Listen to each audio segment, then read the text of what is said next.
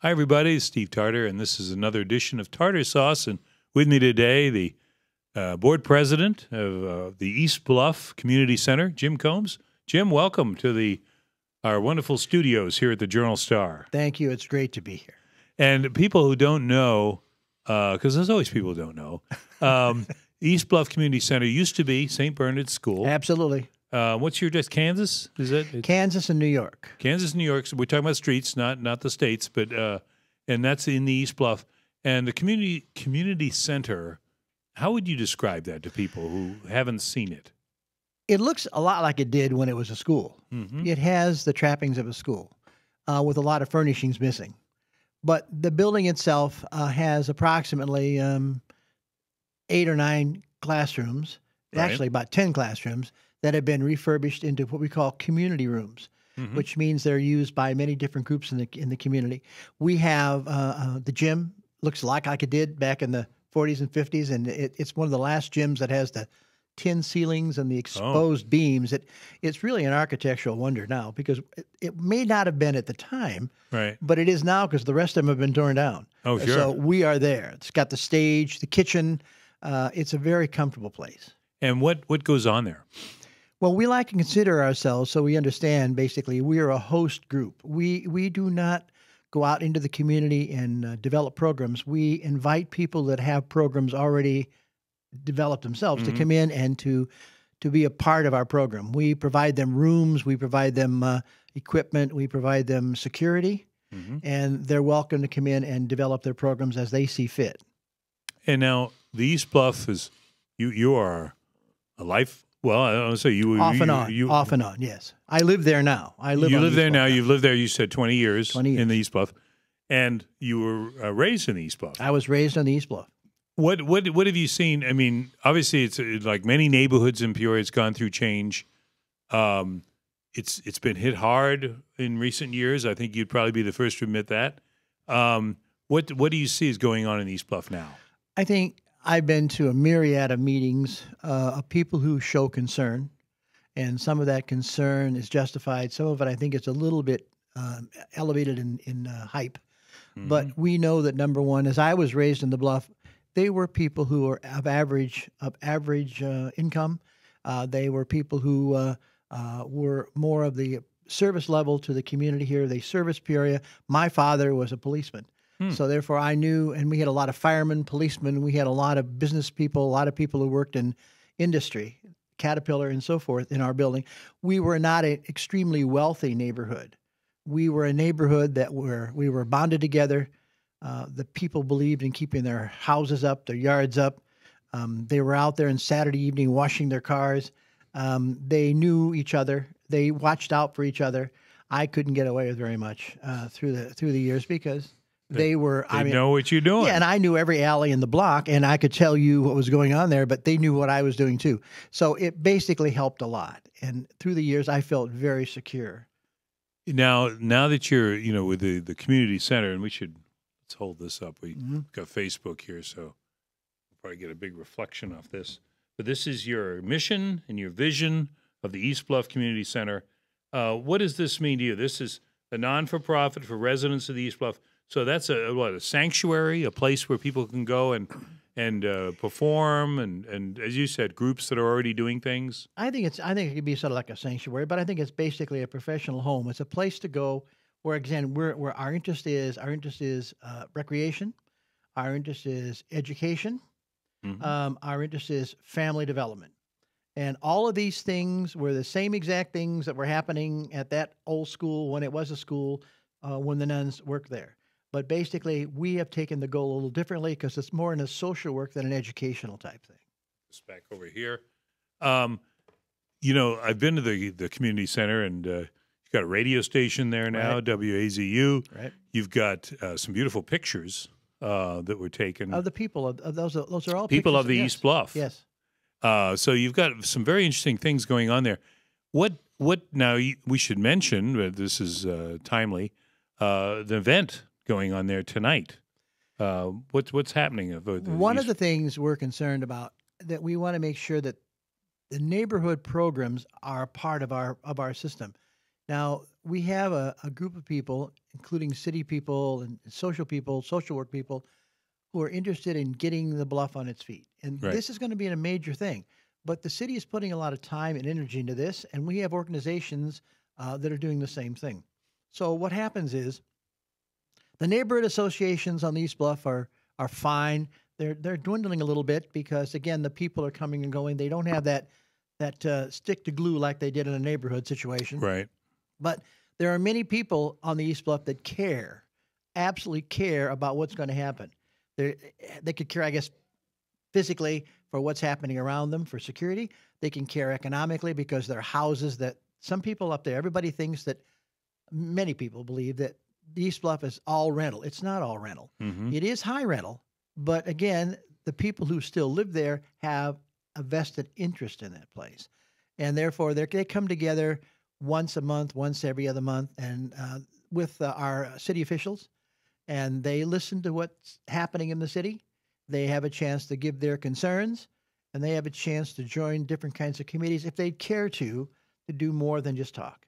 And there's I know this only covering the Peoria City Council, and Tim Riggenbach, who of course is the councilman for your district there, brings us up to speed on this. But there are and have been, I think, over a period of years, programs to help convert some of those rental properties to homeowner, or I should say, encourage home ownership in the East Bluff.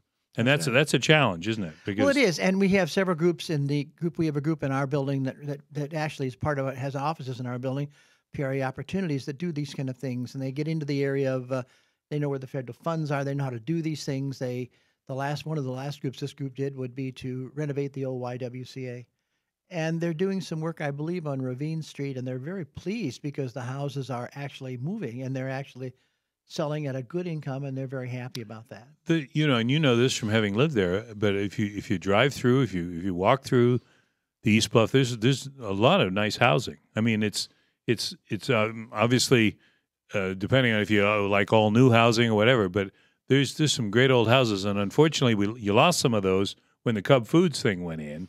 That's another story, but. We don't want to always harp at the city and give them a hard time. It's, I guess, hindsight's 20/20. But there was, you've got some housing stock that is worth saving. It's architecturally fine, but I tell a lot of people I deal with, it's like a '47 Chevy. I mean, it looks good in the driveway and it looks good cleaned up, but when it comes time for replacement things and things like that, it becomes more of a headache. Mm-hmm. It takes more work to do this kind of thing, but the point of it is the bones are good. And that's the reason we came to the building we're in now. We know the bones are good, and we knew that we could do some cosmetic work on it, and we don't know how long it's going to last, but the fact is right now it's servicing us what we need. Are we looking toward the future? Yes, we are. Is it going to be there someplace else? I don't know yet. But we have a very active board. They're very far-thinking people. They know what, they're in the area. They know our area. A lot of our board members, at least 4 of them, live in the area. Sure. And then other people are working in the area, so therefore they have the pulse of the community. Is this where we should be? Should we be someplace else? I don't know. But that'll be in the future. So we're not just looking at day by day. We're not just, we call it reactive. Mm-hmm. We're trying to be proactive too.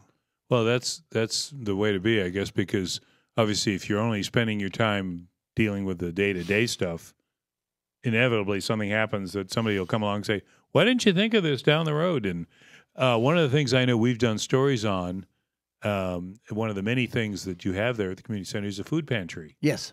And of course, this is, the holidays are with us now. We're in that period of time when people think about giving and helping others. How is that going, the food pantry there at the East Bluff? It's very good. It's been a couple of years now in development. We have some very good people. We have a board member and also a neighborhood activist who's very much interested in running it. It's being run like a small business, and I'm very proud of them. It's something that we can let them go and do their thing. They have one of our community rooms that has been turned into like a depot type thing. Mm-hmm. On Saturday mornings, we have anywhere from 35 to 50 families, different families each week, come in to get food. And we have a lot of people who give us food. We have a lot of different churches in the area that send us manpower. To distribute the Just food? to distribute, yeah, right. And we're never generally short of that. Oh, that's good. But a little chaos on Saturday morning. It'd be fun to have anybody. You don't have to be destitute to get food. We do a 61603 zip.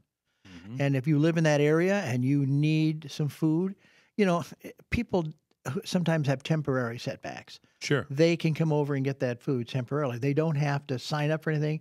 They have to prove that they live on the East Bluff. They have to prove that in that zip code. After that, it's all go. Well, that's good to know.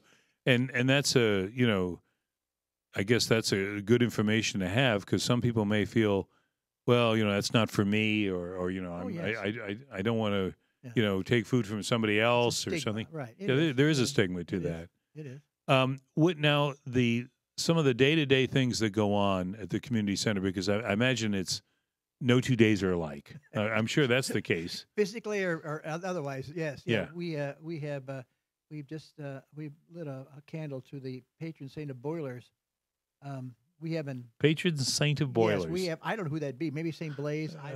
But the fact is, he is we have every year we turn that boiler on. We never know. Is this going to be the year? Happen. Yeah. We don't know. But this year, it's only cost us something like $6,000. Usually it costs us, but the boiler's 90 years old. It's old Kiwani special. Oh boy! And we have to do welding. We have to do things like that. And these companies see us coming. But again, we go back to that 47 Chevy. We have nothing better, and we couldn't get anything that expensive, that cheaper to put. I was going to say, to replace that would be a very big cost. And when it works, it hits us fine, and I'm very proud of it. Right now, that's our biggest thing: keeping the building ready for winter, keeping the vermin out in the fields, and keeping them, keeping everything out, and making sure that drafts are kept out and so forth. An old building like that, it's a constant set, and we don't have a 8-hour-a-day janitor like they did in these buildings. We have some working through a federal organization. We have 2 seniors that come in and work and give us 5 hours a day, something like that. Oh, well. So we're lucky to have the help. Well, I was going to say, have the help. And then that's something that people probably don't realize is if they drive by and they see that old school, that's the community center here in East Bluff. It's a nice looking building, very stately, and as you said, still 40. Looks like a school. Yeah, it looks like a school, and there it is.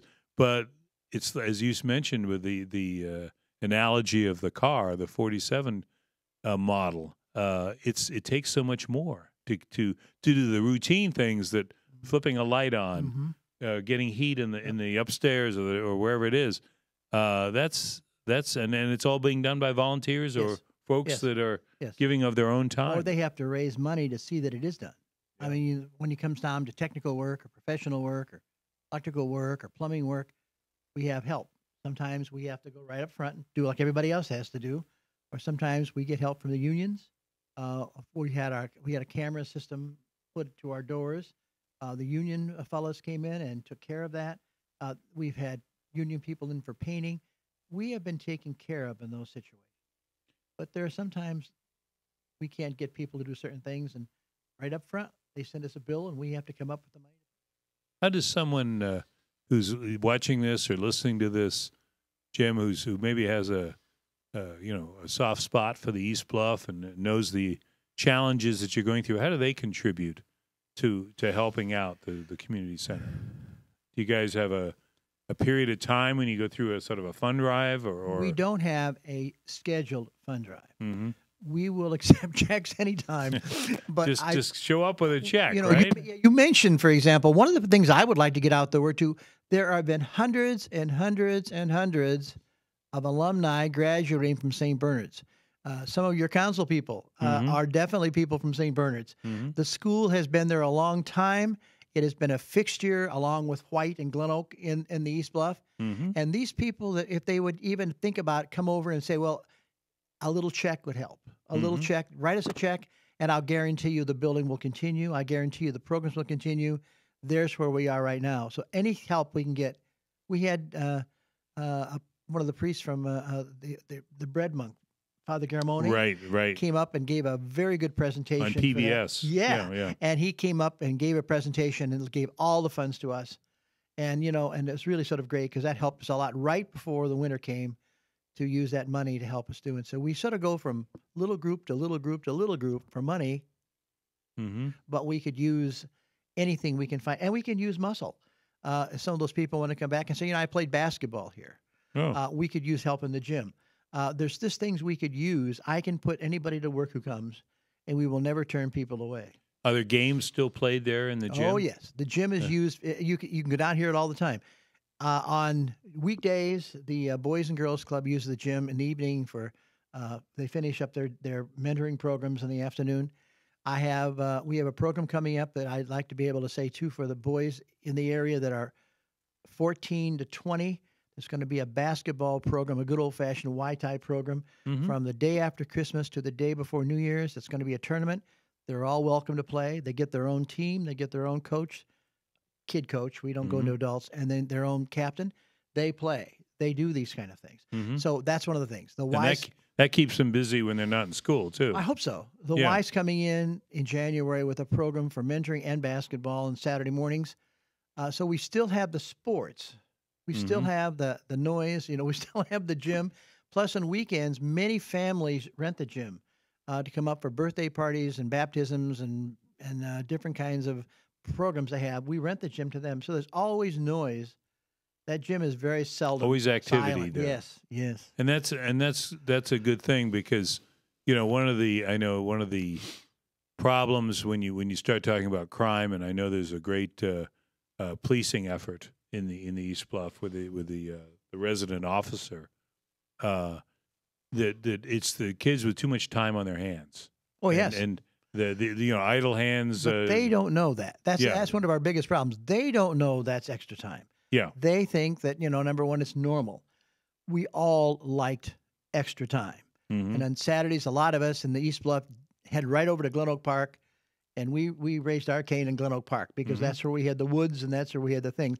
And, so I know they need this. But they do sometimes need a little more because sometimes we have dysfunctionality in the homes. And that there's somebody the head of the family's not there, except the mom was trying to work very hard. Right. They need to have a little understanding. So we have adults come in to work with them all the time. Yeah, and that's a problem that obviously is ongoing, and we'll just have to wish you the best on that because that's something that I know has been addressed by the East Bluff Neighborhood Association and obviously your community center.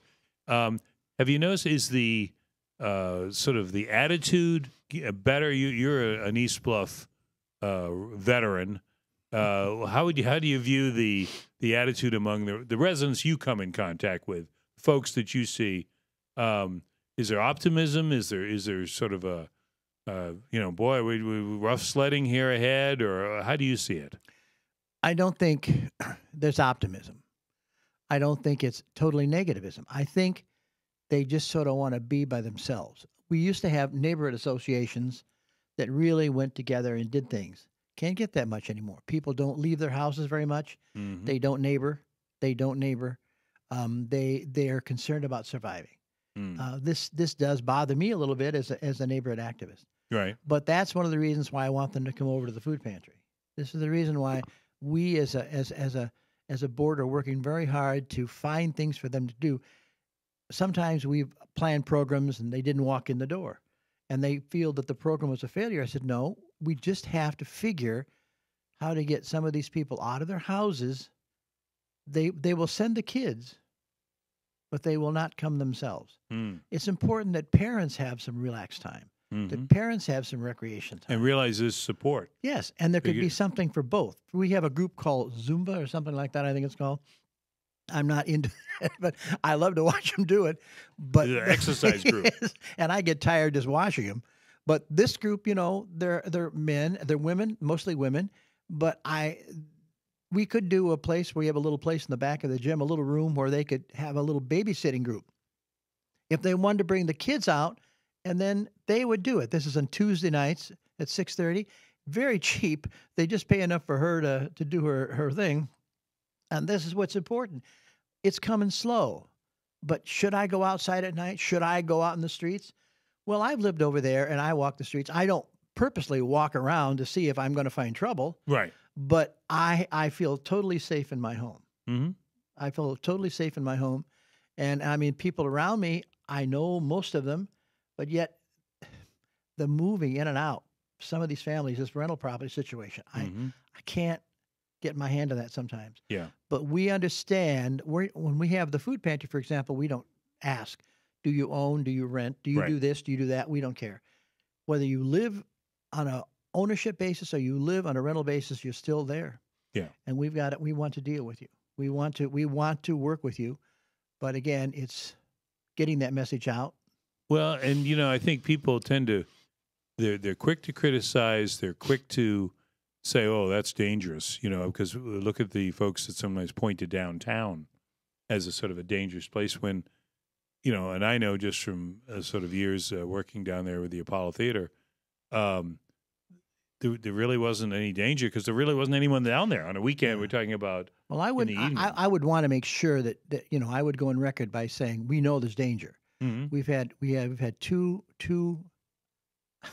unnecessarily people set off the earth, no more than a block from us. Oh, really? And these are 3:40 in the morning or 4 in the morning, and Whoa. and we're very concerned. I actually this year for the first time was going to have a trunk or treat in Halloween, and I canceled and I don't cancel programs very often Mm-hmm. because I was worried about whether or not we were in a target area on the outside. So we have to be careful. I don't Right. want you to think that I'm saying that everything up there is, Right. it isn't. It is not. But we also are able to know where they are, and we know where Mhm. this problem is. We know how to deal with that problem. Right. I think the public school is doing a fine job in locating these things, and they're aware of where these problems are.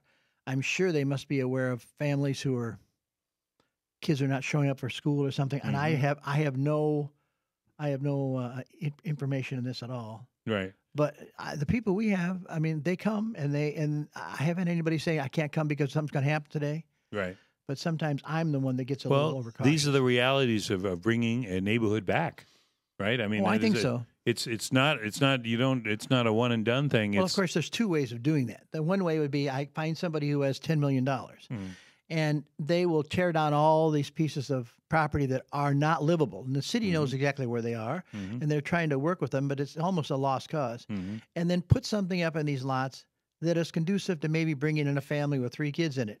Now, I may not be able to bring the whole family back living together, but if I get 3 people, 3 kids and a mom or somebody living together in a clean environment with nothing to make them sick, then maybe we have a chance. Now, that's the best way. But we all know, unless we know where $10 million is, and I don't think we do, then I would just say very simply, there might be other ways. I think Councilman Riggenback and there's Councilman Ruckriegel and a few of these people, they really have got an interest up there. Councilman Turner spent a lot of time up there. He works with the kids, and there's just a lot of people. Councilman Spain, when he was there, helped me get the basketball program off the ground, and 8 years ago, before we even had the center. Okay. So people know. But again, I don't want to be a charity case. The one thing I don't want to feel that the East Bluff Community Center is a charity case. I want us to be a host center that's vibrant. And that's a good goal, and I think we ought to mention the East Bluff Community Center tonight. What is the event tonight?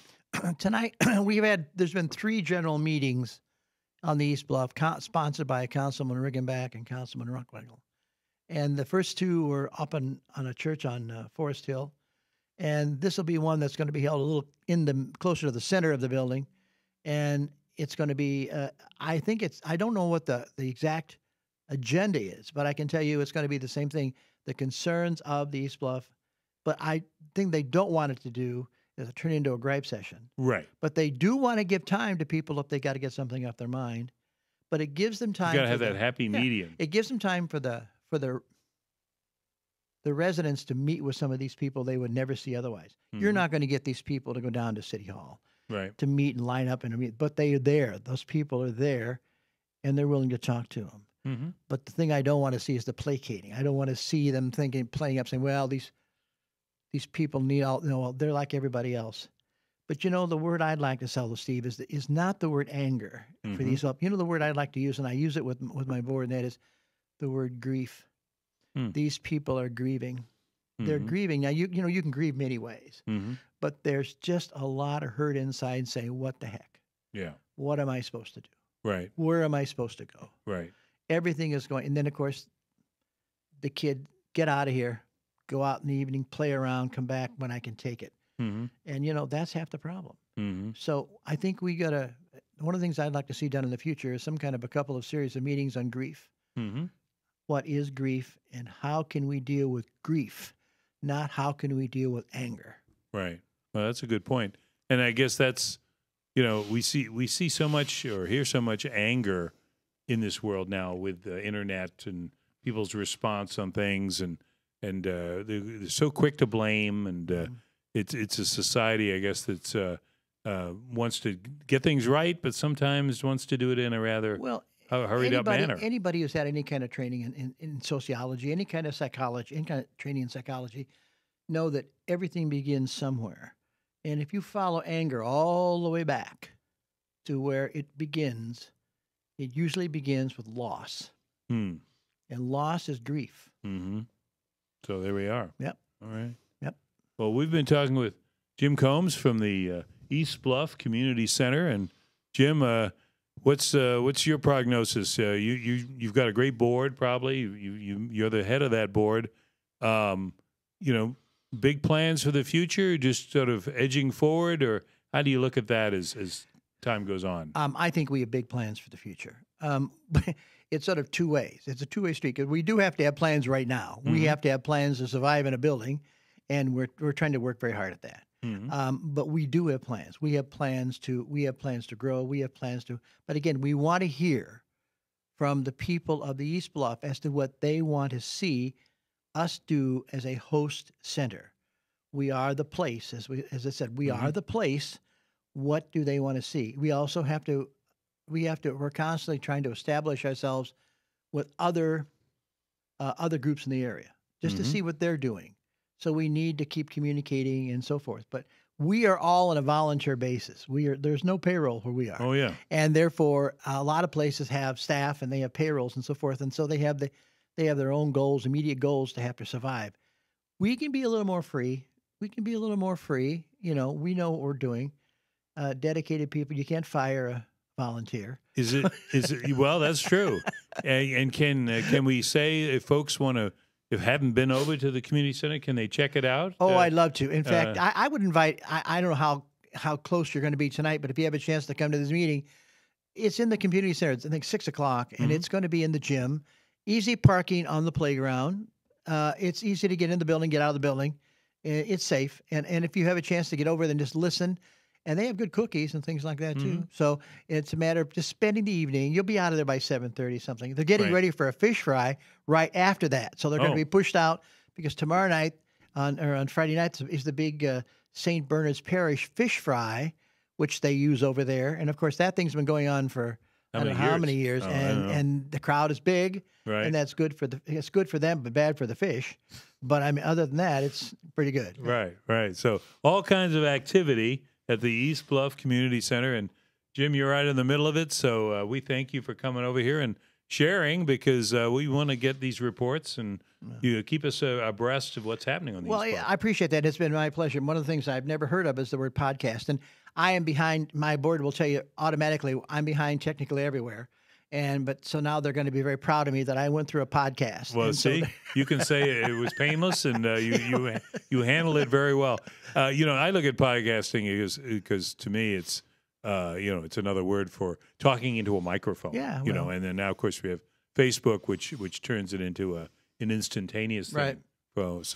But we thank you for coming, and my pleasure. Welcome everybody or invite everybody, I should say, to check out the East Bluff Community Center, whether it's tonight or another time, because that's kind of I'll say an image or a symbol of what's going on in the East Bluff. Well, I know that on December 18th, there's going to be a box giveaway by the Salvation Army, and I would encourage anyone in the Peoria area, especially in the East Bluff, that if you need heavy food at Christmas and a piece of meat roast or whatever they do with it. For the dinner table. Yep. And I would suggest what they do is check with the Salvation Army and sign up for a box, because they can pick it up at the community center. Oh, We'll be there from 9 o'clock in the morning until 6 in the evening. It's just us. We have to do it. They bring us. We'll have over 700 boxes. wow. And that's a lot of boxes. But we do it. Most of it goes away. And if there's anything left over, it goes to our food pantry. So we win. It's a win-win situation. So except somebody will get it no matter what. Except for my muscles. Other than that, it's okay. Yeah. Jim Combs, once again, thanks so much. And this is Steve Tarter. Thanks to Matt Dayhoff, who is at the controls here. And we'll see you next time on Tarter Sauce. Thanks for watching.